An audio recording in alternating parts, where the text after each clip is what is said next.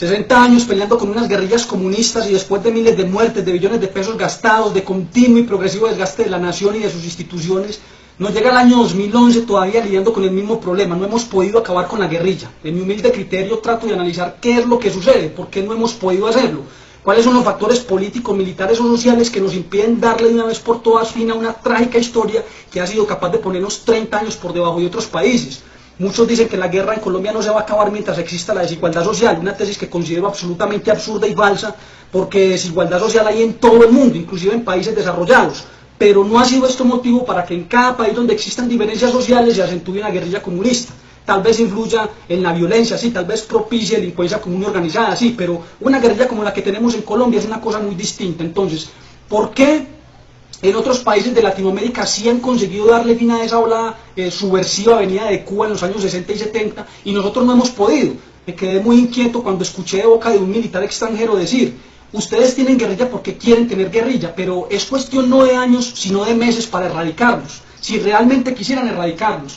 Y bueno, me quedé pensando entonces, ¿será que es cierta esa otra tesis que existe por ahí, sobre todo entre los supuestos intelectuales de izquierda que dicen que hay grandes poderes que no les interesa que en Colombia haya paz?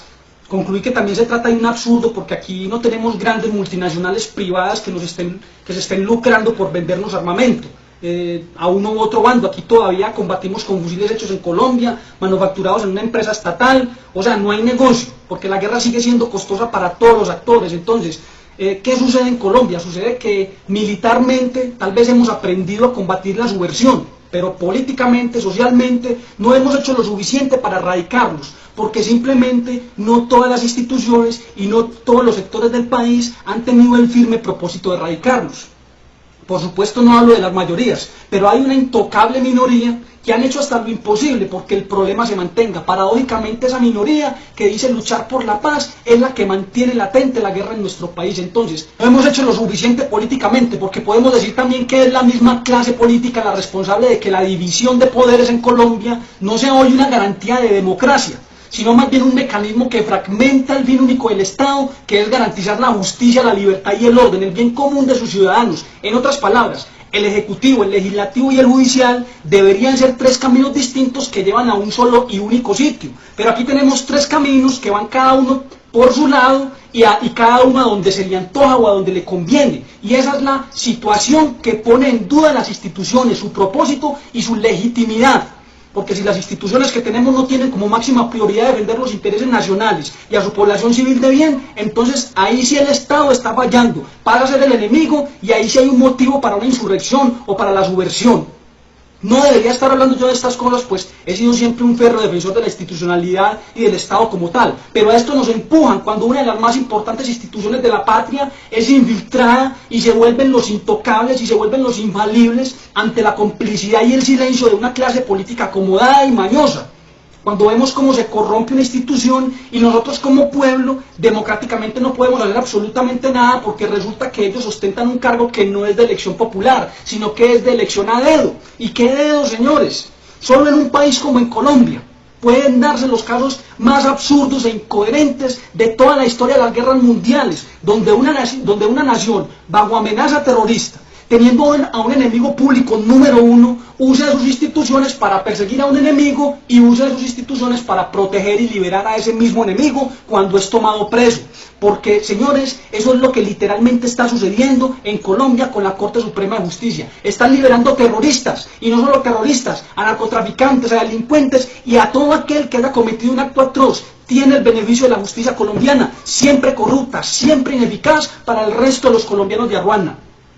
Aquí no tenemos gobierno, aquí lo que tenemos es un Estado al lado de otros dos estaditos y el más pequeñito es el que más manda, y el que más manda no fue electo por votación popular, sino que fue electo a dedo. ¿Para qué una democracia así? ¿Y para qué una división de poderes en esas condiciones? Porque si no van a estar unidos en un firme y único propósito de defender los intereses nacionales y la seguridad nacional, entonces yo no le veo propósito al Estado como tal. Mejor entonces es que cada quien coja su fusil y se defienda como pueda. Y volvemos esto aquí una anarquía en un momentico, porque si el Estado está más preocupado en hacer cumplir la letra ineficaz y en tener contenta a la comunidad internacional, a nosotros lo que nos interesa es sobrevivir y defender lo nuestro.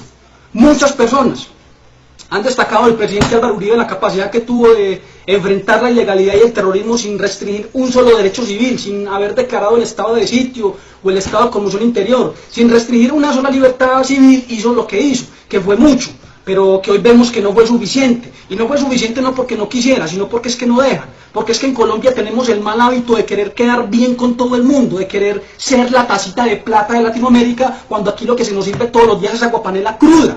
Nos ha salido muy costoso querer tener a todo el mundo contento, amarrando las manos de nuestra tropa en medio de una amenaza terrorista, mientras mueren policías, militares, niños, civiles de todos los estratos sociales, no en manos del Estado, sino del terrorismo y de la delincuencia común y organizada. Están muriendo todos los días, pero eso no importa. Aquí a los eruditos lo que les importa es lo que piensa la comunidad internacional, lo que piensa la izquierda internacional. Entonces concluimos, ¿por qué no hemos acabado con las guerrillas en Colombia? Hombre, primero porque no hemos tenido los pantalones suficientes para ir en contra de las maquinarias políticas y aplastarlas. Lo quisimos hacer con el referendo reeleccionista, pero salió la Corte diciendo que no se podía y aquí nos quedamos todos calladitos y quietecitos. Esa era una forma de acabar con las maquinarias en el país, porque era lo que las mayorías querían y no lo que las maquinarias imponían en tiempo de elecciones. Pero nos quedamos quietecitos. No hemos podido acabar con las guerrillas en Colombia porque nos ha faltado pantalones para sacar del país, a la buena o a la mala, a esas ONG de izquierda que tienen como único propósito desangrarnos, desangrar al Estado a punta de millonarias demandas y posicionar nuestra imagen internacionalmente como un Estado criminal, cuando aquí lo único que hemos hecho es defendernos. No hemos podido acabar con la guerrilla porque no hemos tenido un presidente con el valor para ilegitimar el proceder de las altas cortes desde su puesto, declararlos públicamente enemigos de los intereses nacionales y ponerlos bajo arresto y bajo investigación por liberar reconocidos terroristas. Eso es lo que teníamos que hacer, poner a fiscales, magistrados, jueces y a todos aquellos que ya sabemos quiénes son tras las rejas, con sus compinches, por su complicidad con el terrorismo en Colombia. No hemos acabado con las guerrillas, porque les da miedo declarar ilegales los partidos de corte bolivariano y comunistas en Colombia, porque les da miedo intervenir las universidades estatales y poner bajo custodia e investigación a profesores, a alumnos, a activistas, a políticos, a periodistas que han servido a los fines del terrorismo en este país, pero les da miedo. Tenemos que aguantárnoslos, los tenemos en nuestras propias narices, haciendo la obra del terrorismo y nos da miedo enfrentarlos y nos da miedo ponerle las esposas y meterlos en una cárcel porque qué dirá la comunidad internacional que esto aquí se volvió una dictadura. Vaya que lo hagan en Estados Unidos, vaya que lo hagan en Francia, vaya que lo hagan en Inglaterra, a ver si a ellos les dicen alguna cosa. Los hemos tenido en nuestras narices desde hace décadas, pero no los tocamos, los dejamos actuar, porque en el país del Sagrado Corazón primero son los derechos humanos de los asesinos, así sean estos los responsables de miles de muertes todos los días. Las muertes que contamos a diario de nuestros campesinos, de nuestros militares, de nuestros policías, de nuestros civiles comunes y corrientes, que nada tienen que ver con política, que nada tienen que ver con tendencias ideológicas. Todavía vamos a hacer lo que podamos hacer con esta democracia, todavía vamos a insistir, todavía vamos a seguir manifestándonos en la calle hasta que nos dejen, hasta que se pueda, hasta que no nos lo impidan, hasta que no nos pongan el ESMAD enfrente, o hasta que no nos comiencen a dar de baja a los activistas que estamos diciendo la verdad en este país. Hasta ese día vamos a tratar de hacer las cosas bien hechas. Mi nombre es Aníbal Guerra, les hablo desde Medellín, Colombia. Muchas gracias.